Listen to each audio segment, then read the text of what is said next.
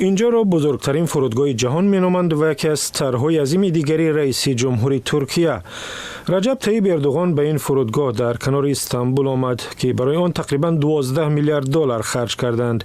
فرودگاه رسما روز 29 اکتبر باز شد ولی تا ماه انور موردی بهره برداری کامل قرار نمیگیرد.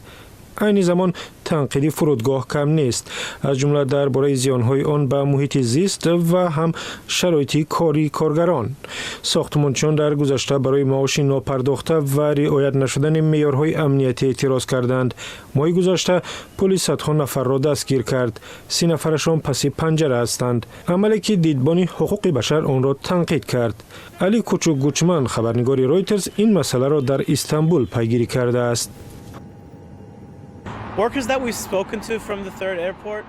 کارگرانی که ما با آنها صحبت می‌کردیم گفتند معیارهای امنیتی و جای خوابشان مناسب نبود. بعضیشان میگفتند که خوابگاه‌ها را کیک زده بود.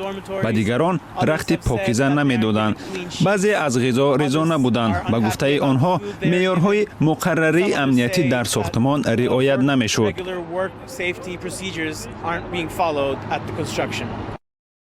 وزیر کار ترکیه ماه فوریه گفت از زمان آغاز ساختمان فرودگاه در سال 2015 27 کارگر هلاک شدند.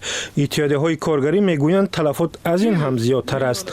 هنگام سخنرانی در مراسم افتتاح رجب طیب اردوغان فرودگاه را هدیه برای جهان نامید. فرودگاه در یک سال به 90 میلیون نفر خدمت میرساند و اگر بر طبق نقشه کار کند به 200 میلیون نفر خدمت خواهد رساند و بزرگترین در جهان می شود.